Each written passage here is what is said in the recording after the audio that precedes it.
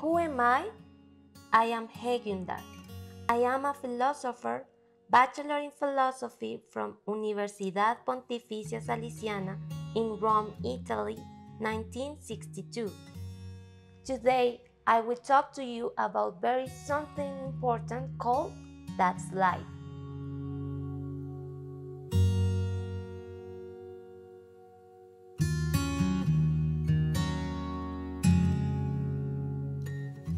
Very important and interesting, as intelligent people that we are, is also the capacity we have to go to the bottom of all events and communicate our opinions, share our ideas and feelings to provoke certain reactions and even life changes in others. This is what I intend to do here. In your life, my friend, you stumble, fortunately, with people who show you so many other ways of looking at life, unknown to you until now, who show you accents, details, and elements that please you. Beautiful people who always make you see the beauty in others. The preciousness of life, of creation, and of so many beautiful events that accompany your existence every day. They make you discover the infinite in the limited of daily life. See that the smallest things are more wonderful than the big things we find every day. People who always appear to tuck you in when you have not even realized that you are dying of cold. Those who propose you a barter of smiles in exchange for your sadness, and are always willing to change your cloudy days for days full of sunshine. Those who persist in hugging you to reveal your broken parts, and also to remind you that they are always so close to you and they rejoice in everything beautiful that happens in your life. They always discover precious nuances of your existence, emotions that are unknown to you. I focus this event of going to the bottom of the matter towards the concerns caused in and by our human spirituality that, in any case, all men wish to discover and deepen our existence and everything around us. Free ourselves from prejudice, have a critical capacity, and always reach the truth. Many are the mysterious things, but nothing so mysterious as man himself. This was expressed by the Greek philosopher Sophocles. And Augustine of Hippo said, "I myself do not understand all that I am." I want to be one of these people who let you know what life is like, a philosophy of life. Because I found in your life uneasiness, a lack of stillness and tranquility in your existence, lack in a high percentage of society of psychological well-being. It is perhaps in the serious discomfort of life and death when man comes to his senses, turns to himself, seems to find himself, and asks himself, why is this happening? Who are you? What will happen to me? What is my destiny? Answers that lead to a deep self-discovery when we perceive that we are not of the world, not for the world, as I am not of the world, as Jesus of Nazareth expressed it. This mental health insufficiency, represented by loneliness, depression, and suicidal thoughts, conditions that lead the individual suffering from any of these factors to the consumption of psychoactive substances, or to take his own life, creating individual, family, and public health problems. This leads us to seek ways of prevention and effective care to this enigmatic character of human life, a breath of mystery in human existence on earth. What will be the answer to the particularity of what I am dealing with here, this lack of mental health in individuals and therefore in society? I know that there is no psychological well-being in a large part of society. I assert this here when we find in the newspapers headlines such as Colombia requires a change in the model of mental health care, prioritizing mental health diseases that are currently a huge challenge, forcing us to seek comprehensive and preventive approaches. It is here when we find the publication of conclusions of surveys conducted by universities where they conclude that 44% of older adults in Colombia are at risk of suicidal behavior. Also, in adolescents, the most frequent disorders are anxiety, social phobia, and depression, presenting 6.6% of affective disorders that lead youth to suicidal thoughts. Forensic medicine documents 2,962 suicides of young people in 2021. It is clear that mental health problems have been increasing in our society due to different factors. A large part of young people suffer from depression, loneliness, caused by not finding meaning in the life they lead. Figures that should concern us because the problem is much more serious than it seems and affects a large number of people, regardless of age.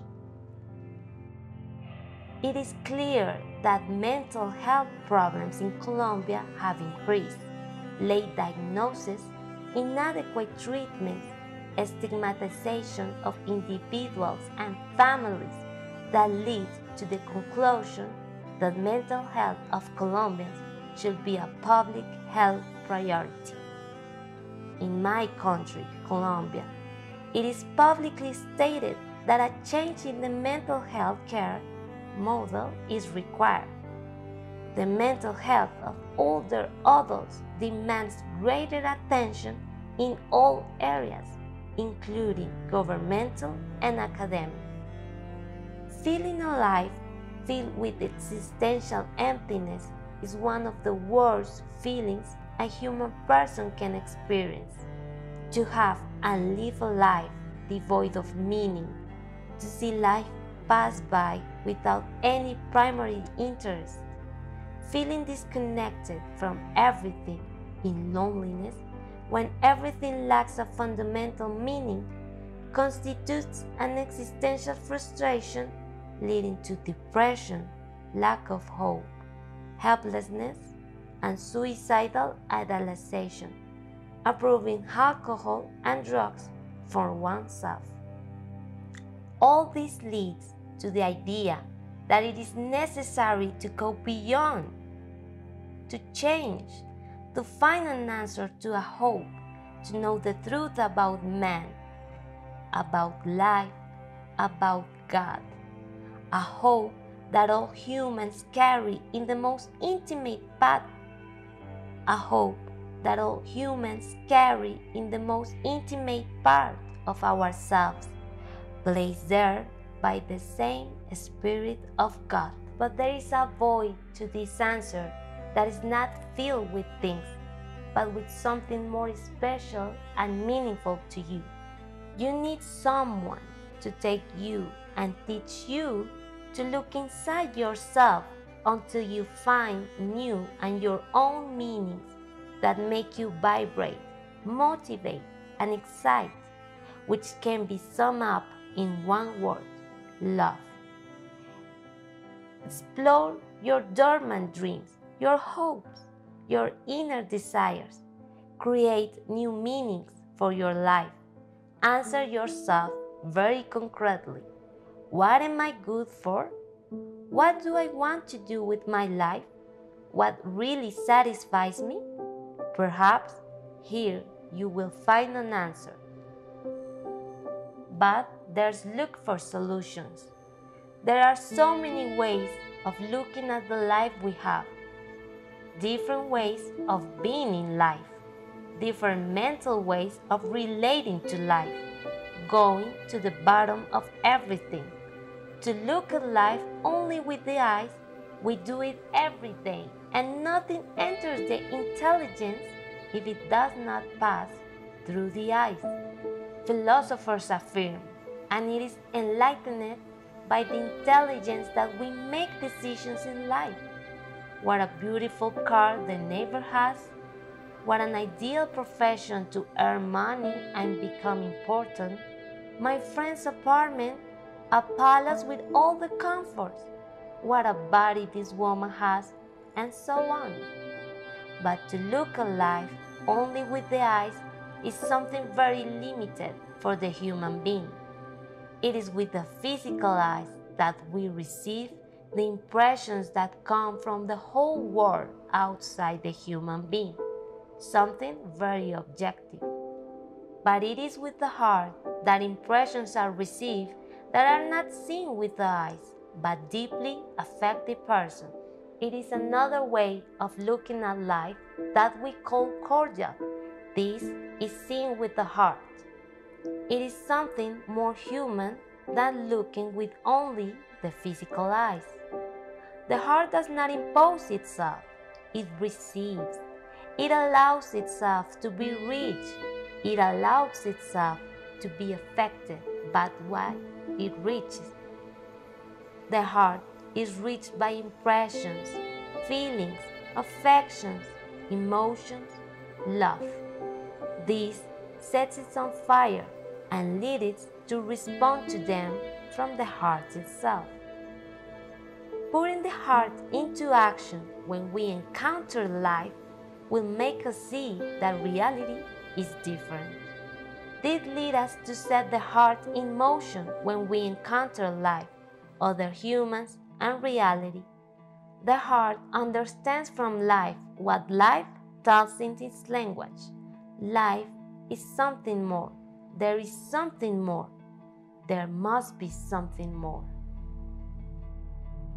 Is this all? No. Love is something more, a longing of the heart, a demand of the entrails, like the river that runs always forward until it becomes an ocean. It is your life, like the river that is born in the ocean and must necessarily return to the ocean. It is born in God and must necessarily return to God. No one walks a path without knowing where it's going. Your life, my friend, is a current, a walking a ways forward towards an end, like the river that is born in the mountains and runs with undeniable impulse towards an end, to be ocean. Your life, like a river, which is born small, is enlarged and imperfect with what it gathers on the way. So your life runs and gathers what the look in your eyes gives you, or is enlarged by being loved as you feel it in your heart and affects your whole person. To return, to walk until you become ocean like the river, that's your life, my friend. To travel along a channel and with an undeniable impulse like the stream, which is born in the ocean and runs made into a river, along a channel and with an uncontainable impulse until it becomes, once again, ocean. You are born a fugitive and immortal from not being God to return to the country where you are God. To be born and to travel, to serve and to return as a torrent of water does. To return, you execute it. It is your life, my friend, to travel along a riverbed and with an impulse like the river, which runs in an imperious slope that drives it always forward and can never turn back until it becomes an ocean, which is a design that you must necessarily fulfill at the end of your career. The glory of the river is in its course. It fertilizes the fields, gives drink to the cities, beautifies the plains, the mountains. It is the path of the boats. It renders a service while it flows. It loses this glory of serving when it becomes an ocean. It is not a river, it is an ocean.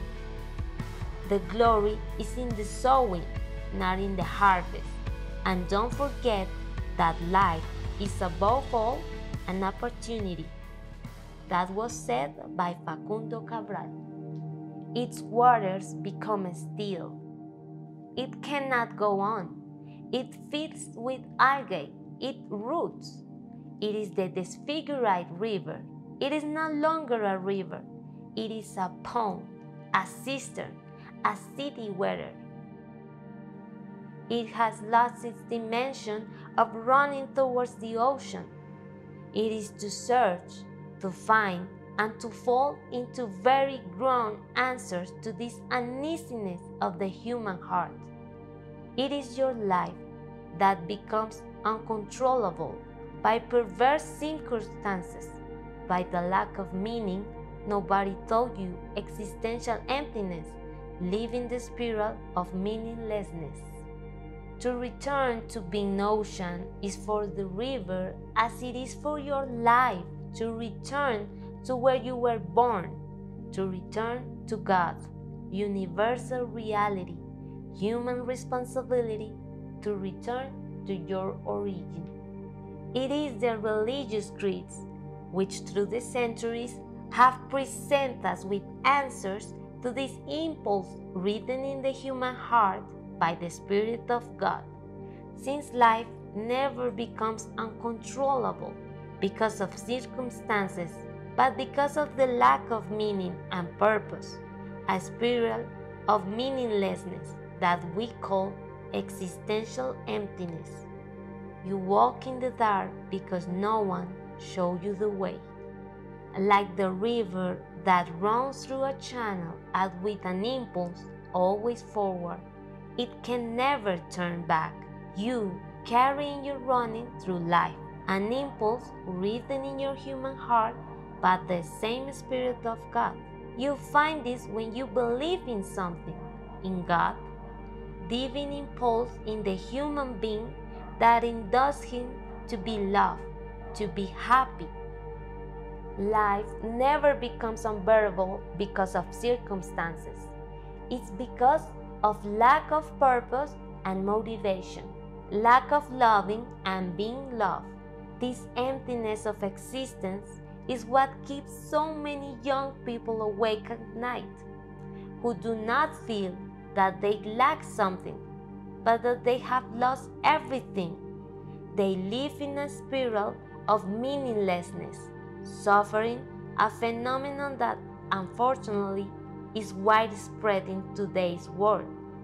It is here that it is appropriate to speak of the worldwide phenomenon of drug addiction and suicide, by which one seeks to make up for what is lacking to satisfy an empty heart.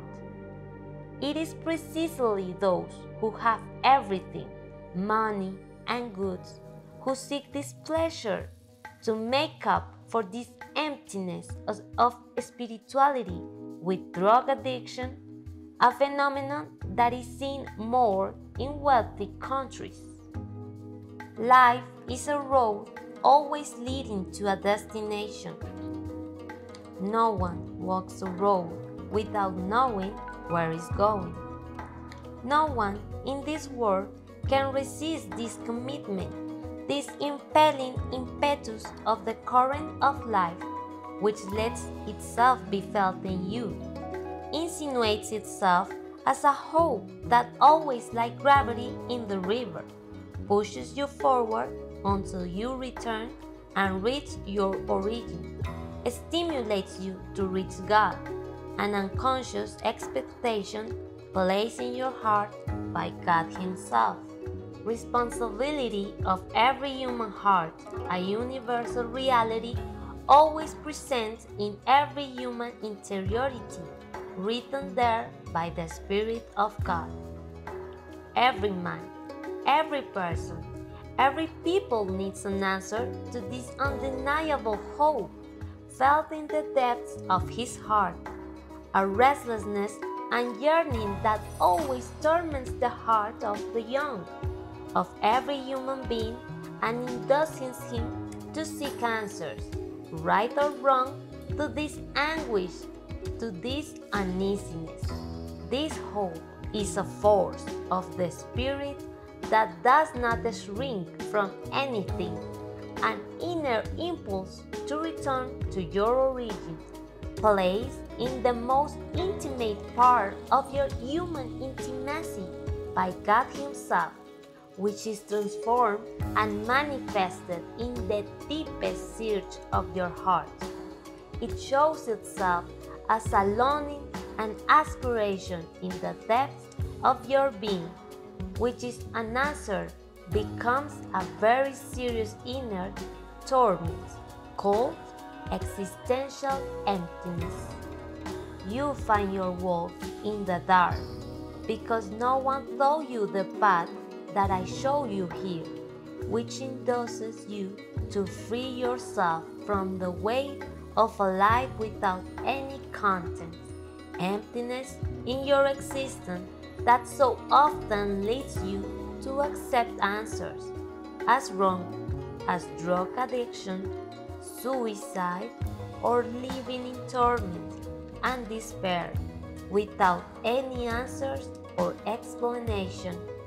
Here, I try to approach the inner world of man, and the answer I find is a silence full of mystery, and if I begin to walk, it never finishes, because I find each time a deeper dimension that widens to the infinite.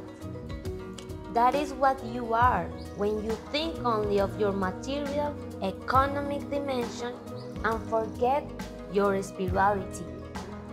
Man is being of nature, but at the same time, he transcends it. He shares with other natural beings everything that refers to his material being, but he distinguishes himself from them because he possesses a spiritual dimension that makes him a person. Two dimensions in a unity of being. His spiritual soul does not die. It is destined to return to God, to return and unite with his body at the end of time, like the river that runs in haste to its destiny of becoming ocean again. It is the human interiority, its heart, an immense and unknown world, an unexplored space that no one can embrace. It overflows us. There is only room for God. It is God, this someone you find in the secret of yourself, through the exercise of prayer and love for your fellow man, in solitude and silence. Little by little, step by step, the believer reaches a high degree of interiority, discovers the presence of the invisible one who awaits him there, in yourself, in the face of your fellow man, as in the heart of all creation. Young man, my friend, your path is diffuse and beautiful like the murmur left by the current of the river, which in this course always leaves messages and delivers life. The murmur of the current is the voice of your life. It is a song. As in the river, your existence is an immense service to the earth. It is for you to give yourself, to waste life for your fellow men in need, like the waters in the stream that always fertilize the earth. This is the rule of nature, and it is so for you. As an impetuous torrent made river, you return to the ocean only when you have fulfilled the service of love to your fellow man, the command of Jesus. Love one another as I have loved you. If you have love for one another as I have loved you, and knowing this, happy are you if you do it. It is the gospel of Jesus that gives you the true answer to this uneasiness that you find in your life. This is how the gospel of Jesus tells us.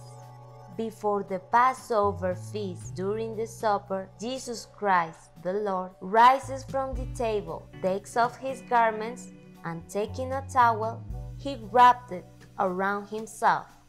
Then he poured water into a basin and began to wash his disciples' feet and to wipe them with the towel with which he was wrapped.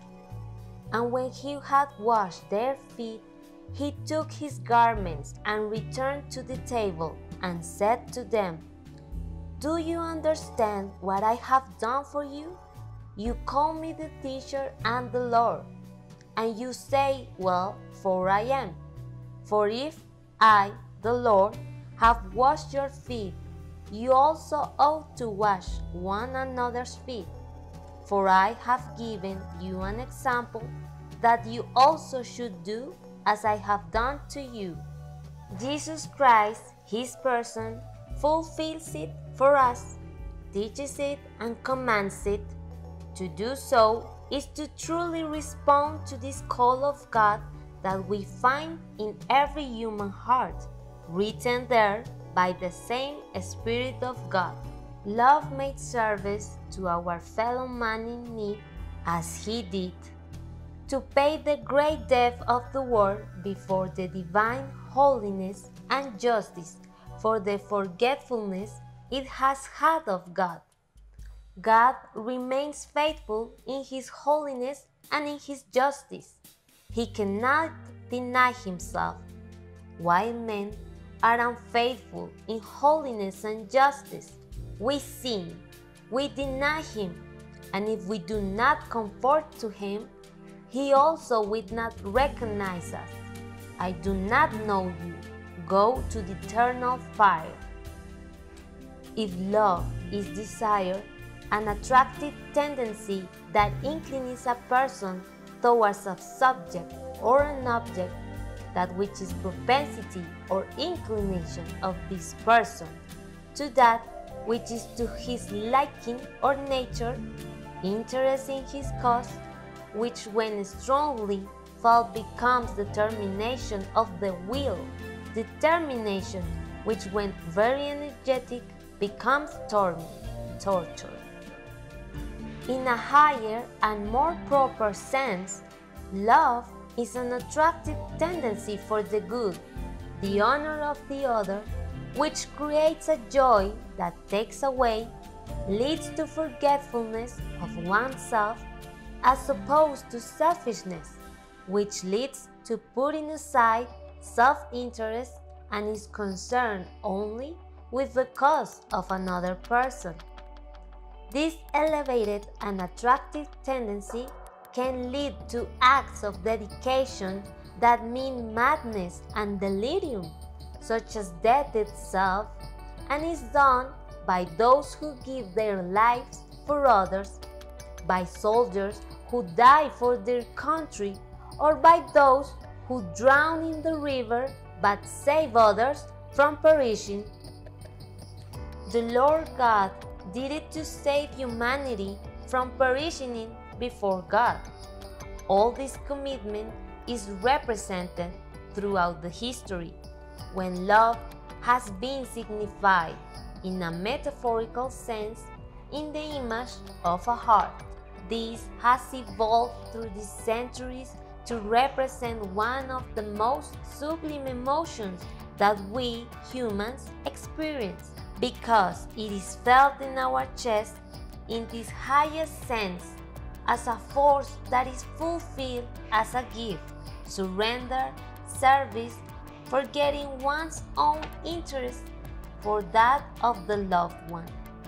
Your life, my friend, loses the charm of running and being live when it loses the illusion of being eternal, divine.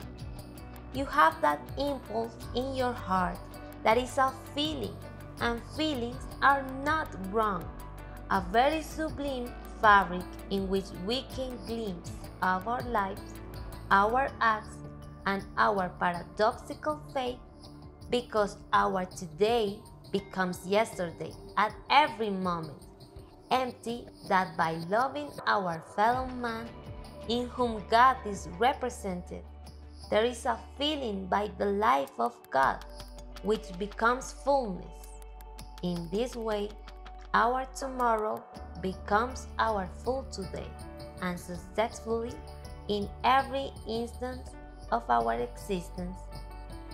By living this conviction that the work is above all gods, I sow a seed of change in people, a seed of transformation by opening their eyes, by showing them the true path, by discovering the beauty that exists in their persons, their purpose, their destiny.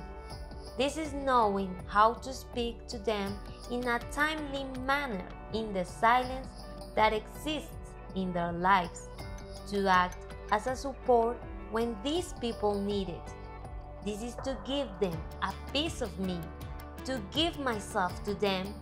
This is to evangelize by knowing how to declare to them the main thing of the gospel of Jesus, which is summarized in giving oneself to one's fellow human being in need, in whom God is represented. A new commandment, that you love one another as I have loved you. And knowing this, blessed are you if you do it. If I, the Lord and Master, have washed your feet, you also ought to wash one another's feet.